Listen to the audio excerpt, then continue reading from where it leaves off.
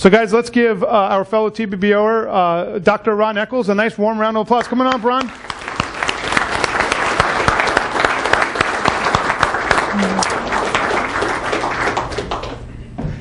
Good to see you. Good to see you too, Ron. The other thing I would tell you is your phones, please make sure they're on. Just put them on mute. You will be able to text in questions if you'd like as we go through the presentation. Ron, thank you so much for being part of this. Oh, it's my pleasure. Thank you. Thank you guys very much for allowing me to be here tonight and for showing up. By the way, I found out why I was here. The primary reason I was here, I didn't know it until I got here tonight, was Larry Hardbolt said to me, I'm really glad that you came tonight to be the speaker because finally there's somebody up here with less hair than I have. Oh, that's funny. So I'm here purposely just to make Larry feel better. That's the whole reason. Thank you. My pleasure, brother. Uncle Larry, 001, our first ever member. So, Ron, I just want to do a really quick establish your background. So you grew up in New Jersey? I did. Can you tell us just a little bit about your family upbringing and what that was like? Yeah, I was born in Jersey City. My parents come from the post-Depression era. Their parents were very poor. Mom and Dad, my father was very fortunate, got a job with a company called the Port of New York and New Jersey Authority, became one of the biggest corporations in the United States, and he retired after 33 years with them. But we started out in Jersey City, and my parents realized that they didn't want us to grow up in a city. So my older sister and I I had 3 siblings, but then it was only 2 of us, and we moved out of the city down towards we called it the shore, and it was like the country for us. It was like going from the city to the Beverly Hills, really. The Jersey Shore. But the Beverly Hills where they really came from. So, yeah, and you gave us some really cute baby pictures there. Yeah. You got to show yourself when you were good at one time, when you were good looking. You were a dapper dresser even as a kid, though. You had a little suit. So obviously if my mother were here, so the picture on the right, they used to call me the mayor of New York because I used to talk. It looks like... I was the mayor of Jersey City because I would talk to adults, apparently, during that time. I don't remember it, but they said I did. So talk about what you were like as a student in high school. So were you someone that was the overachiever, A-type personality? Yeah, well, I love telling a story, and people laugh, but it's the reality. I made the top half of the class possible. It always takes the audience a few seconds to figure that one out. I was the consummate underachiever. I remember in high school when I graduated, sitting there watching people going up for all the awards, and I was just sitting there thinking to myself, man, I just wish my name would be called. But I knew I didn't deserve to be called because I really hadn't done anything outstanding, academically, athletically, or any otherwise. So coming out of high school, what were like your goals? I came out of high school, I wanted to be a dentist. And my grades weren't that good coming out of high school, so I got into Rutgers, which was a pretty decent school, but I could only get into the Camden division, which was kind of a war zone back then. It hasn't changed much, but I got into the College of Arts and Sciences there, and by the end of my freshman year, I was on academic probation. So things weren't looking good for dental school. So what did you do? What did you do next? Did you go into the job market? What did you do? No, I wanted to continue going to college. So in between that year and the next year, I had set my sights on something completely different. I had met a fellow who talked to me because I was in martial arts for a long time when I was younger, and he talked about chiropractic, about how it was natural and it fit in with martial arts and stuff. So it piqued my interest, although I didn't know anything about it at the time. Didn't you have a stint though on a crew? Like before you did any of that? I did. I would work. Like most kids go through college, you take whatever job you can get. And I worked in roofing. Anybody who's ever worked in roofing, and hot tar roofing is the worst. It's one of the hardest jobs ever. It's just. If it's 90 degrees, it's 130 up on the roof, reflecting right onto you. Oh, it's just brutal. And I got all my work in the summer when it was the hottest, and in the winter during my Christmas break when it was freezing cold. And I had a foreman on a crew they assigned me to named Joe Cohen. And I hated Joe because from the time I would get to work to the time I'd leave, he would pick on me nonstop. He would scream at me every chance he had. And one day I decided I'm killing Joe. I'm taking Joe out. And I was dead serious. Yeah, you're young. Yeah. I was young, and actually one of my closest friends, who was my instructor in martial arts, we were having lunch, and I said, when I go back, here's how I'm taking Joe out. And he just kind of laughed at me, and he talked me out of it. And when I got back, Joe started picking on me in the afternoon again, and I realized that at that point, I had to go back to school with a whole different attitude because I could not work for somebody like that for the rest of my life. I'd wind up in prison. So it was a wake-up call for you? It was a big-time wake-up call. I went back to college with a whole new perspective on things. And I realized at that point that I was very much learning challenged because reading was really tough for me. But I just bore down and I studied twice as hard as everybody else to get A's. And I realized in a very short period of time, I just had to put the work in and push myself to my limits. And as I pushed myself to my limits, I began to grow and I began to get really good grades. And then from that point forward, it was just realizing that the potential was inside of me. I just had to push myself hard enough to bring it out. So then you chose chiropractic? I did. I finished up undergraduate at Trenton State College, and I got accepted to Logan Chiropractic College in St. Louis.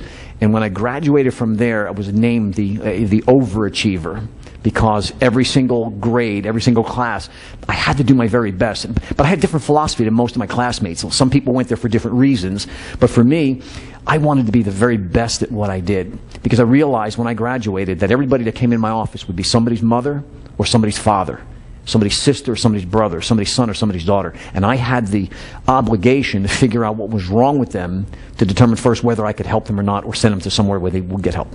So how did you figure out where to go? Because you were in Jersey, and I know that you had a practice in Sarasota. How did that happen? Yeah, well, this is, for those of you who remember, and might be a few of you in here, this was the pre-internet yeah, like era. Now people travel like it's nothing. They change their underwear, they go to a different city, then they're back. But, you're talking about now you left everything you knew. How did that come about? You could research and figure out where you're going to go on the internet. Right? Back then, I was like, when I started chiropractic school, I figured I was going to go back to my home area where I grew up in New Jersey. By the time I graduated from school, I realized that wasn't going to happen. And I was married at the time, and I had one child. He was just several months old, and I decided, well, I want to go somewhere warm. I want to go somewhere that's going to be really good. I got advice from one of my professors, because the number one question that this professor would get asked in his senior year, and he used to teach us how to run a practice, because you got introduction to a little bit of business before you got out. And he would always get asked, where should I go and practice? What's the best place? And he gave some sage advice, which I've never forgotten. He said, when you're not at work, forget about work. When you're not at work, what is it you love to do? He says, find a place that you can do what you love to do when you're not at work, and then go there and make that the best practice you can ever have. And I thought that was brilliant. So then what did you do next? Because you had to pick a place. I went to a local bookstore, and I picked up the Rand McNally Places Rated Almanac. That was the place to do it, actually right? Found the one for the... Did you really? Oh, that's awesome. So what I did was I went through there and I looked at the demographics on temperature, average temperature, time of the year, because I was in school in St. Louis, which was very similar to the climate in New Jersey, and it was freezing in the winter and it was too hot in the summer, and I'm like, I want somewhere where it's really nice all year round. I wound up picking 3 places: Tampa, Raleigh, North Carolina, and St. Augustine, Florida. Now, again, it could have been a million different reasons. I could have picked tons of different places that, God put it in my tiny little head. Those are the 3 places I want you to look at. And I actually only made it to one place, Tampa. I drove down, I hit Tampa, and when I got here, I was a standard geographic ignorant American. And when I got here, I realized there's no beaches here. Yeah, where did you move? You went to the city here? Yeah, we came into Tampa, and I was like, and my former wife at that time, she's like, there's no beaches here. I said, I don't think so. So I visited a chiropractor that we knew from a friend of a friend, right? And he was an older guy, and he was probably 40s back then, but he was an older guy to me then. And he said to me, Ron, take a ride down the Gulf Coast, all the way down to Naples, because what you're looking for, you're going to find there, and work your way back. And then we fell in love with Sarasota. We hit Sarasota, and I drove into Sarasota, and I said, I never want to leave this place. This place is awesome. So now, as someone that just left chiropractic school, your parents were working class people. Yep. I'm assuming you had debt. Now you have to start a practice. Yeah. How did you start a practice in a place where you knew nobody, that you just literally picked up and started? Well, here's the funny thing. When I graduated from chiropractic school, I had $35,000 in school debt. And the majority of that was under the health education assistance loans, HEAL loans. And it was at prime interest. Now, that might not sound like much, except for if you go back to when I took the loans out. I started paying interest when I took them out, not when you graduated. Now, some of my loans were under the guaranteed student loans were at 7%. What do you think my HEAL loans were at? 21%. Wow. 1980? Ouch. And I graduated in 1983. 21%. Ouch. I remember when I bought my first house, it was a condominium. I remember my my real estate guy saying to me, you got a 12.5% mortgage? You'll never see rates like that again. Right. You are so lucky. He says, you'll never see single digits in your lifetime ever again. So how did you? So you had a family. You chose Sarasota. You're raising now. You're a young dad raising your kids. How did you establish yourself in a place that you knew nobody? This is pre-internet, so there's no put an ad out in on Facebook and get people. How were you able to establish yourself? Well, when I was in chiropractic school, not only did I apply myself to learning my craft, but I also figured out I had to know something about business. So I picked up books, and they were usually black market books back then. I got a guy in school that was printing copies that were real cheap, and I got a book from a guy named Peter Fernandez. I got a few of his books, and in one of them he talked about this thing called doing a survey. So when I came to Sarasota, I went to a bank. My father co-signed on a loan, and I got my first loan to open up my practice. While they were building out my practice, I figured I got to get out and I got to meet some people. So I wore a 3-piece suit, and every day I hit the ground, and I had a clipboard, and I had these sheets of paper, and I made up 5 questions, a 5-question questionnaire, and it was like, do you like living here? You've been living here longer than 5 years. Like just any kind of questions just to get in front of people and talk to them. And I started doing this in July. So 3-piece suit. 3-piece suit. Sarasota in July. And if you haven't noticed it, I'm really white. And I was out there every day, and I did 500 homes, because that was the goal. You had to do 500 homes to really start building. Just knock on the doors. I knocked on doors, and some people would talk to you, some people wouldn't. Most people were fairly nice. Yeah. And then at the end, I would say to them, if I decide to open up in this area, would it be okay if I sent you an announcement? Yeah, okay. Can I have your address and name and stuff like that? And they would give me their information. And that's how I actually started my practice. So what lessons did you learn as a chiropractor through that experience? Well, one of the things again, most people today probably know what a chiropractor is, but back then it was just coming up and coming and becoming more popular. So one of the greatest lessons I had to learn was when I graduated, I had to learn how to run a business. Most of the medical doctors and osteopaths that got out of school, they had a built-in network that was already made for them. If you graduated, you got privileges at a hospital, and then, the old boys club say, hey, why don't you come and see? I got 5 patients on this floor, come see them, and people are sleeping, and you're just going over and writing a couple Ron, notes. I've seen you in action. Weren't you like the guy that was like the consummate student, always getting the next degree? Like you had more certifications than any other chiropractic, right? Like probably top 1%. Yeah, in our field we have subspecialties. You can go. It takes about 5 years to go through the program and then get all the testing done. I did my orthopedic diplomate. While I was waiting to take my boards, I did my neurology diplomate.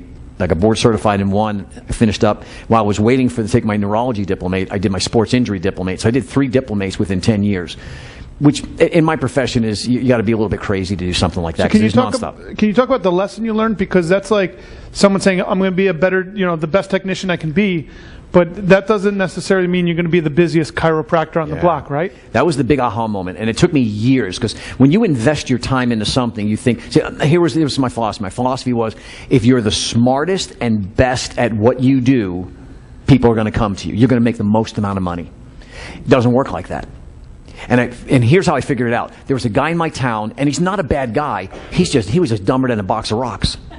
Academically, he was dumber than a box of rocks. I would speak with him, and I'm sitting there going, this guy's an idiot. But he had a rockin' practice, because he knew how to promote. He knew how to market. He knew how to advertise. He knew how to network with people. When you're talking about networking, brilliant. The guy was really good at it. I learned to greatly respect his business acumen later on. But here's 2 people that had very similar, very successful practices, but I had to bust my rear end academically and then push myself marketing-wise, but I was half the marketer that this guy was. He was just brilliant at it. So, and we have a picture of you in practice, it looks like a whole different person. Yeah, I got hair. Now, what are you holding in the one picture? It's not a bra. I was looking at that and I go, that looks like a bra on that. I think it's stuff. It doesn't matter. Streamers. I think they broke. It was some sort of party at the office. And then we had a trade magazine, right? You're in there. I was in a whole bunch of them. I picked one out and I took a picture of it. I used to lecture all over the country. The Florida Chiropractic Association is real big. I lectured there a number of times. I've written articles for them. So now here you are. You're a pillar of the community. You were, in debt as a student. You built up a practice.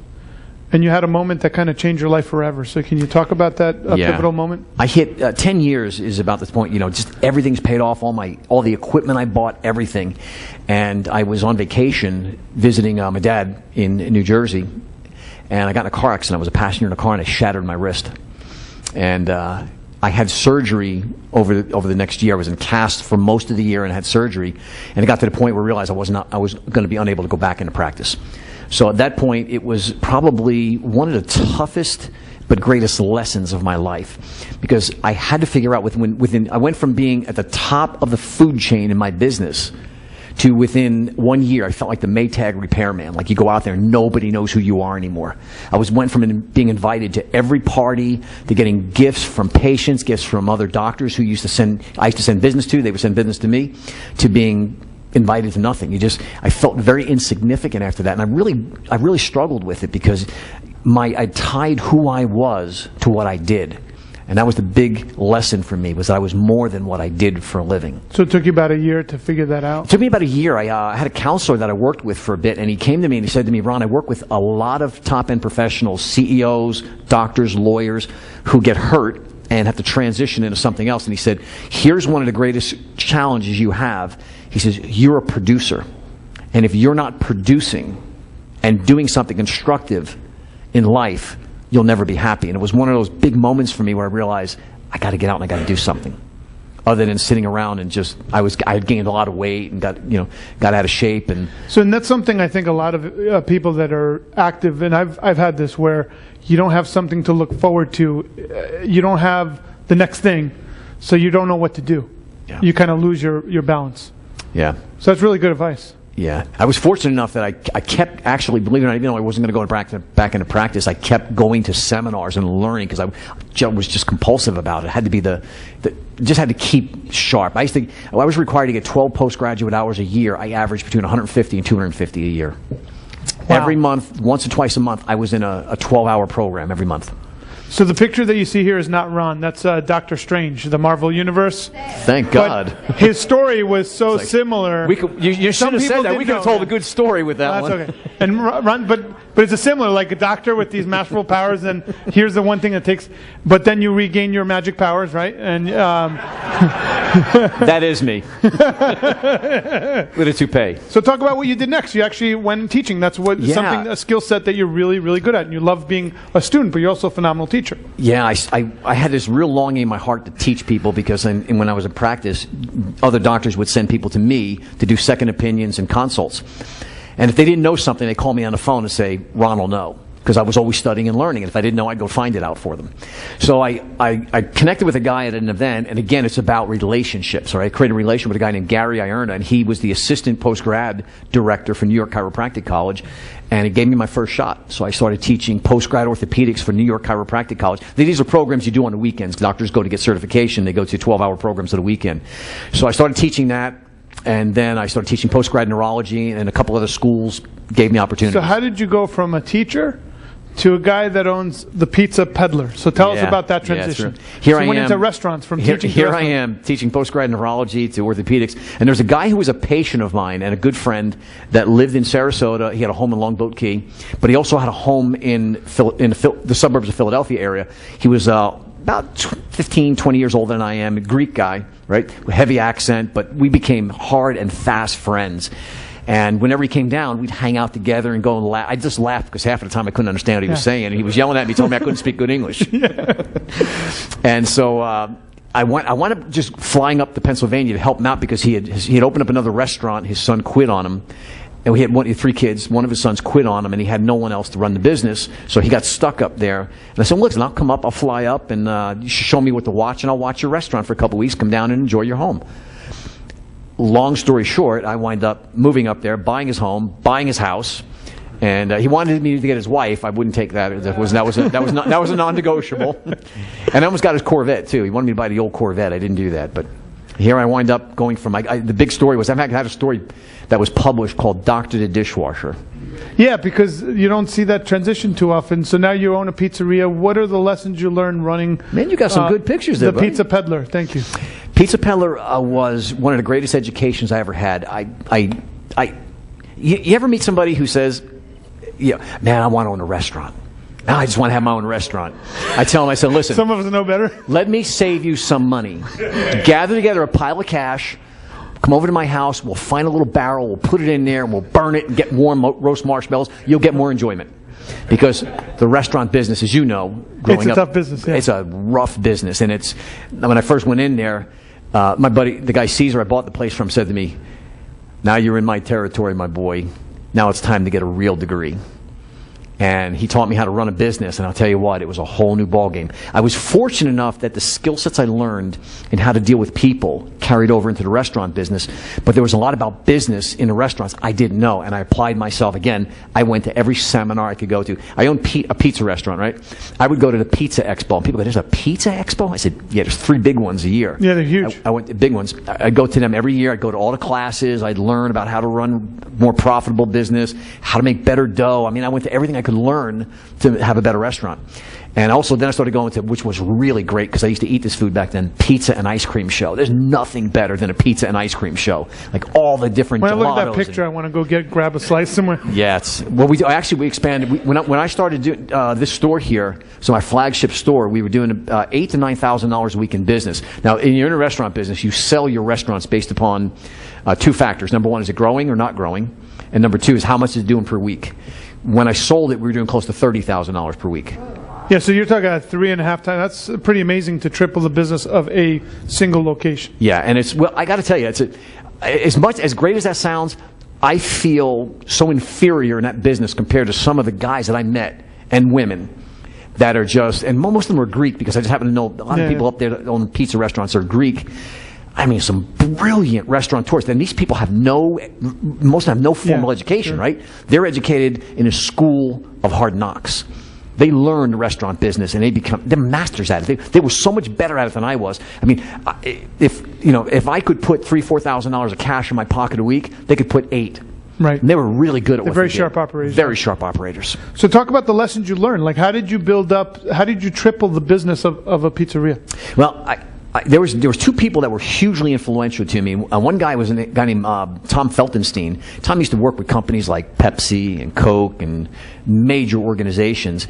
And he taught, I met him at a Pizza Expo, and he taught us about 4 walls marketing. And it was about how to market inside your store, right? In a bathroom, when someone's going to the bathroom, they should see something that stimulates them to buy something or follow down that cycle of becoming a greater customer. The other person who cemented everything for me was a guy named Jeffrey Gittimer. Now, Jeffrey Gittimer, I'm good friends with his daughter, Stacy, and Jeffrey, in fact, I met Jeffrey a number of times personally. He said he can get away with calling himself a crazy Jew, but if you're not Jewish, you can't get away with that. Jeffrey's one of the funniest guys you'll ever meet in your life. He's a Philadelphia boy by background. He looks so unhealthy. I've never met anybody. I said, "Jeffrey, you look like you're going to pass out." But what a brilliant marketer. And he wrote a book that really touched my heart. When I first listened to him speak, he was showcasing his book. And it was about customer satisfaction is nothing. Customer loyalty is everything. And I totally focused my business around that, where I would treat every one of my customers as if they were the most important person in the world. Because I learned that it costs 7 times more to replace a client than it does to keep the ones you already have. And Jeffrey was big about, don't make customers satisfied, because its satisfaction is an equal exchange. There's no obligation for them to come back. So for me, it was about creating loyalty. And I literally took that so literal, I would go out to my tables and I would ask people how their meal was. And I remember one time a couple, and we had regular customers, and these people said to me, he said, "Did you change the sauce in the pizza?" And I said, "No, it's the same." And he said, "It just tastes a little different." I said, "It was just a little different. Maybe I got a cold or something." So I went back to my point of sale system, and I took the pizza off their bill, and I brought them a new bill. And no, that's not what I meant. I didn't want to say. I said, "Listen, I do it for a reason, and a reason is totally selfish on my part." And then looking at me with, "What are you talking about?" And I said, "You see, I don't want you to be just a satisfied customer. I want you to be so loyal that if I ever see you out in another restaurant eating somebody else's food, you're going to want to crawl under the table." And then they said to me, "Well, what would you be doing there?" I said, I can't eat my food all the time. I got to go somewhere else once in a while." Ron, one word I would use to describe you is intense. That is an intense thing to say, but I think that's how you were able to really get that loyalty from your base, right? They knew I was sincere about it, because I wanted to earn their loyalty. I wanted them to keep coming back. I would say to them, I said, "Listen, I don't want you to spend 1 penny on food outside of your home unless it's in my restaurant." Now, that Does that make them feel more obligated to me? Yes, if it does, if everything else is in order. And one thing I will say, and I've learned this because, growing up Greek, basically everybody owns some kind of restaurant, but it's the customer loyalty that builds those certain restaurants. Long term, you're like, why are they always busy? The operator knows pretty much 90% of, if not all their regulars' names. They always make sure that they're happy. And hospitality, it's kind of built into the Greek culture. But if you're a restaurateur, you better know your customers, and you better make sure they're happy. Yeah, and look, I would tell people all the time. Say, in any business, though, right? Yeah, and things are going to go wrong, right? Absolutely, and you got to be willing to listen to it, and you got to be able feedback. to take it, and then you got to go out of your way to make it up. Absolutely. I take off bills from people. I take their whole bill and eat the bill, and give them a credit for an entire another meal. If they called me up and said, listen, complained about something, said, listen, I'm very sorry. Give me an opportunity to make it up to you, and I promise. Because my goal is to keep you. You had a unique thing where people were abusing the birthday system. Can you talk about that? Yeah, I had one of my waitresses came to me one day, and she said, you got to go over to that table, and you got to tell those people they can't use that coupon anymore. Because we had this, we had a birthday club and an anniversary club. And you would fill out a form. My mother worked for me for years, and she worked for that restaurant up until 5 years ago, until we moved down here. And my mom's 82, so she's like 77, 78 years old. And Mom would go around, and she was a waitress, but she would go around and she would make people fill out these forms. You put your name, your email address, because the internet had come around by then. And we captured her information, and we put it in a system, and we had a company who did that, and they would send out a coupon for your birthday for a 12-inch cheese pizza, or your anniversary. And these people were using it every single week. They'd come in, husband and wife, and we watched them date, get married, have a kid. Now, so these are your regulars. Now, most of you are probably sitting there saying, how could they do something? Don't you just want to kick them out? I said, no way. I told this waitress, I said, do me a favor. Come here. How many people were sitting at that table? There was 6. They had another couple, and they had a kid. How much is their bill? $45, something like that. I said, every week they come in, they're spending close to $50. It cost me $1.20, maybe $1.10 for that pizza. They can use that coupon every single week. They're not getting over on me. I'm making money on them every single week because they just keep coming back and bringing more people. And they're big fans. They loved us. In fact, they would come in more than once a week, and we did breakfast on the weekends. They were in for breakfast all the time. They couldn't use the pizza coupon for breakfast. I love that you went customer loyalty to that degree, which goes to show you, you were there to build goodwill with the community and make sure that they're in your place. Yes. To me, it's about, I learned this from Tom Feltenstein, was don't set your policies for the 1% who take advantage of you. Set your policies for the 99% and let the 1%, God bless them and let them go. Let them take advantage of you. Right, okay. Otherwise, all your focus now is on the 1%, and you're not satisfying the 99%. Yep. And your business is not growing. Yep. And it's the old saying is that if somebody is a happy customer, they might tell a couple people. But if somebody's an unhappy customer, they'll tell a lot of people, right? So you just don't give people the opportunity to do that. Let them take advantage of you, and it's cheaper. So talk about the transition. So you put 10 years into the pizza peddler. I did. And it came a time for you to move on, and It did. I got burned out. I got to the point where it's a tough business. My wife Johanna and I were in there all the time. I've raised 5 kids through that time. I'd gone through divorce and got custody of my 5 kids. I raised them. They ate a lot of pizza. In fact, my son Patrick, we couldn't figure out where he was putting all the food. That boy could eat some food. And so we got to the point where I said, you know what, this is enough. It's time to cash out, take my chips off the table. And I decided from there I was going to go into real estate investing. And in fact, I still do real estate investing now. I love real estate investing for those of you who do it, but I am one of the laziest real estate investors in the world. I just take money when it comes along. But that's a great way to put a passive income stream in real estate. And then you happen to, kind of like you always wind up, I think, finding your way in front of the room. So how were you able to find yourself in front of the room in the real estate world? I became really good friends with these guys. If you don't know who they are, it's Bob and Ed Diamond. Bob's an attorney. He started out as a real estate guru teaching. And I became friends with his brother Ed because he found out I was a chiropractor, and we just kind of connected. He loved chiropractors. He came to my house one day. We were chatting, spent some time. And he knew I was involved in real estate investing, and I was sharing with him one of the strategies I was using. He says, listen, I got an idea. Why don't you come to our next event? We're doing a national event in Las Vegas. We'll have 250 people there. And he says, why don't you just do an hour presentation on this? Would you do that? I said, yeah, that'd be fun. I'd love to do that. And I had been speaking on and off in the chiropractic world. Even when I was in the restaurant business, I'd go and do vocation days at high schools and stuff. And I loved speaking. I was a show ski announcer for a bunch of years when I was in practice. So I was in front of thousands, sometimes 10,000 people during nationals. And so when I finished speaking that 1 hour at that event, Bob, who really didn't know me from Adam, I was just another bald-headed guy, they pulled me off this. They pulled me outside the room when I got in, and he said, "Dude, where'd that come from?" I said, where'd it come from? Man, you had the whole audience. They wanted to buy something from you. I said, no, I appreciate that. Thank you. It was a great compliment. And they said to me, no, you're selling a coaching program this weekend. This was the first day of the event. And I looked, I said, no, I appreciate that, but I don't have a coaching program yet. I'm trying to figure out what I want to do. And they go, no, it doesn't matter. You're going to sell a coaching program. I said, no, I'm not going to sell a coaching program because I don't have one yet. They said, no, it doesn't matter. They'll buy anything. They want you. And I said, I'm flattered, but I can't do that. Well, Sunday, here I am in front of the room. Bob went up with me because standing in front of a group and speaking is really easy. Selling and asking people for money, it's a totally different skill set. My legs were shaking. I thought I was going to pass out. Bob literally had to grab me and pull me off the stage when we were finished presenting it. I wound up with my first group of coaching clients from that event. And how much was the coaching, out of curiosity? Coaching, back then they charged, I think, $2,000, and I got half. They did really well.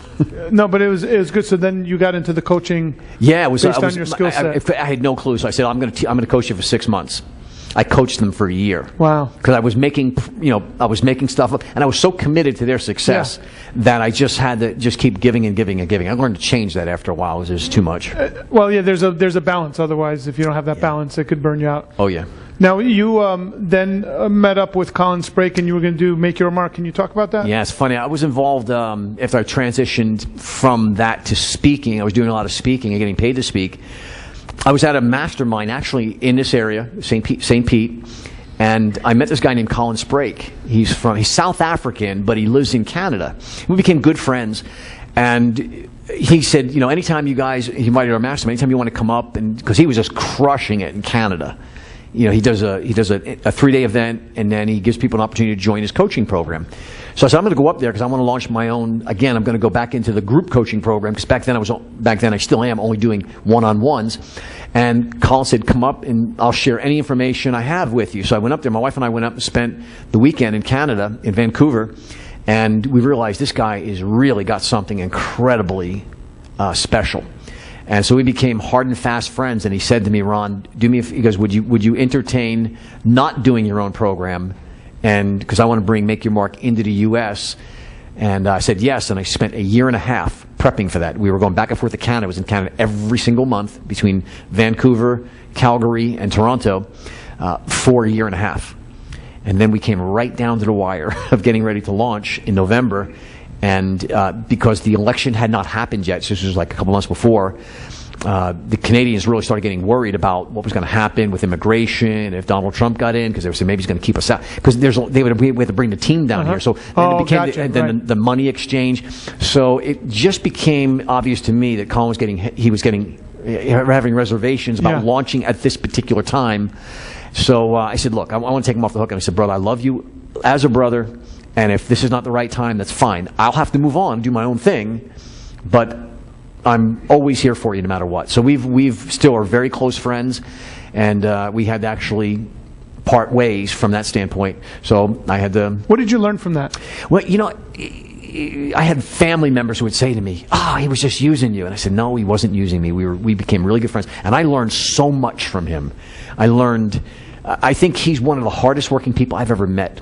In any industry. This guy is just system is probably one of the best systems I've ever seen for business owners. Actionable, cataloging results. I've never seen anything even close to it. Nick was talking about like what gets measured, gets improved. This guy's the master of measuring everything. But here's one of the things I think is really brilliant. One of the things Colin taught me was in the speaking industry and stuff, I always hear people, because I've emceed over 50 events. I've been on more than 100 different stages speaking. So I hear what goes on in the back, right? And I hear people talking about, you got to put butts in seats. You got to put butts in seats. And you'll never hear this man ever use that term. He gets offended by it. He says, we're going to put hearts in seats, because he looks at people as hearts. Yep. He looks at the humanness of them, and he values each and every one of them. One of the greatest things I loved about him, the only reason I even decided to become partners in that bringing it to the U.S. was that his care for people when they, and I've watched the opposite, right? I've seen people do events, they get in front of a group, they get them ramped up, the people join their coaching program, and that guru's interest begins to plateau or decline rapidly. And I watched that over and over again. And that offends me, because they're the people who are making you have money. They're the reason you're making an income. And Colin is the opposite. His interest only goes up with them. And I love that about him and the culture he's created in his company. So with all the training you've done, what's some advice you could give everybody? We're in the new year to really measure and track results in 2017. What's some advice you would give to business owners? Well, the first thing I'd say, and I was fortunate enough to be able, Colin and I learned a lot, and we exchanged a lot of things. And one of the things I shared with Colin, that when he learns something, this guy takes it and he implements it immediately. And he changed, like, the sales table in the back of the room is no longer called the sales table, it's called the commitment table, because of something I shared with him, and I learned this from someone else, not something I created. And I'll challenge everyone in this room, and I challenge myself with it every single day. Stop being interested and start being committed. That's when real change happens. People that are everybody is interested in losing weight. Everybody's interested in making money or getting their marriage or relationships to be better, getting a stronger spiritual walk. But very few people are committed. And the difference is, committed people wake up every day and do what they need to do, whether they feel like doing it or not.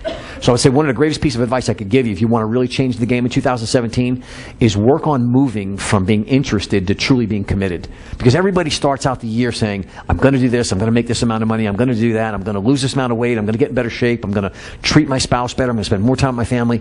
And by the time February rolls around, we're so caught up in the rat race of life, we've forgotten what we really were heading towards, because we never really created the intense drive to become committed to it. So what's a factor to be committed? It's a decision in your brain. It's not just an idea. It's you're going to do it. Yeah. Well, Katie said something beautiful in the beginning. It was that she noticed that when she wrote things down, she got better results. I've been teaching this for years, and I learned the first three I learned from Brian Tracy. And he said the secret. There was a guy named H.L. Hunt years ago, back in the late 1960s. The oil man. Oil guy, right? Yeah. Owned about 200 companies. Dallas was based on him. Yeah, and that's right. And he was interviewed when he was very old. It was a few years before he died in the late 1960s. And back then he was making $3 million. Now, anybody realize $3 million back in the 1960s was a pretty decent amount of money? Yes. Well, what you didn't realize, he was making $3 million a day. Not bad. This dude was rich. So when they interviewed him, they said to him, Mr. Hunt, in your opinion, in your life, if you've grown, what would you say would be the advice of what makes a man or a woman successful? And he said, there's only two things that I know of. He says, figure out what you want, and that's one of the keys I really focus on is clarity. You got to get clear. You can't hit a target you can't see. Right. So figure out what you want and write it down. And Katie saw the magic of that, right? The second one I thought was even brilliant. He says, then you got to be willing to pay the price necessary to get it. And I thought that was brilliant because I've never seen any exceptions to that rule. Then Brian Tracy added a third one, which just took it over the top for me. And he said, the price of success is always paid up front and in full. There's no layaway plans for success. You don't get to lose weight, get in shape, and then someday diet and exercise. You don't get to have a great marriage by doing whatever you want, whenever you want, and then someday you'll focus on having a better marriage or business, whatever it might be.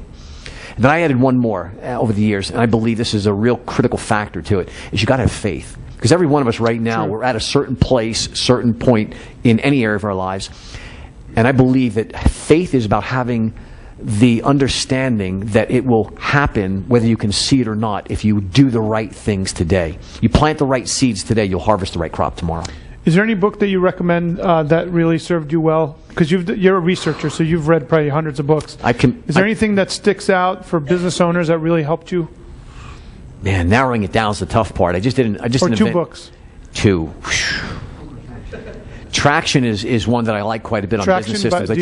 I teach a lot by Gino Wickman, Traction. Mm-hmm. And that's business systems. It's hardcore. It's kind of boring if you're not really turned on by that kind of stuff. But it's business systems, which is all business systems, which everybody in here could use. Yeah, and I say Chet Holmes' book, The Ultimate Sales Machine. Chet Holmes, he's amazing. It's amazing. It's just a fundamental book that everybody needs to read. And there's so many. I literally did an event in Pennsylvania, and they asked me would I create a list for them of books, and then I started writing books, all the books I've read and stuff like that, and it's just is enormous.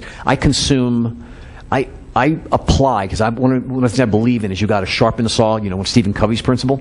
I spend 1 to 2 hours every single day learning new information. And I do it in a number of different areas. And I've been doing that for 30-something years. That's why the Success Doctor came out of Bob Diamond. When he introduced me on the stage, he said, the Success Doctor. And I've always shared with people, I said, the Success Doctor doesn't come out of being the most successful person you'll ever meet. It comes by being probably one of the people that you've met in life that has studied and never stopped studying what makes people and businesses successful. I love the subject. Now, I know that now you're doing your own training. I know Mark Ensign is one of the educators, and Dave Kaufman from Sarasota. I think it's a full day of training. Is it $297? Well, I started out and I said, you know what? It's about a $900 program, right? I figured I put together 8 hours of the best training I could think of 5 principles, 5 steps you need to go through. And to me, it's about getting to the meat, the stuff that really accelerates you and gets you going. So I came up with a 5-step process, and I put it together into a program. And it literally, the first time I did it, I literally did it in 8 hours, but I was talking flat out. We worked right through lunch. We had lunch brought in. And then I said, okay, well, I'm going to do it again. I'm going to bring it down to Tampa. And I launched it I started marketing it for $297. And then I thought to myself, it's the beginning of the year. It's kind of tough for a lot of people. So I figured how could I actually make it so that it's available for people I know that can't even afford coaching later on, whatever it might be. So I decided that I'm going to allow people to come to it for $47, which just covers my cost because I'm providing lunch. Which includes lunch. I'm including lunch in that, and it covers the cost of the room for me. So yeah, we put information out. If you've given us a lot of great nuggets and you've shared. For those of you that want to learn more from Ron, the flyers are on your seats. Make sure to go to his event if you want to learn, or tell a friend about it. But Ron, thank you for sharing. You were a doctor. Dishwasher. Then you had a pizzeria. Yep. Real estate investor. Yep. And now you're inspiring. And this is one thing I really enjoy learning from individuals like you. You've lived a lot of different lives that are packed in, so your lessons are coming from a lot of different life experience. Yeah. So it just makes your teaching more richer. So thank you for sharing your story with us, and thank you for being our speaker for 2017. Let's give Ron a round of applause.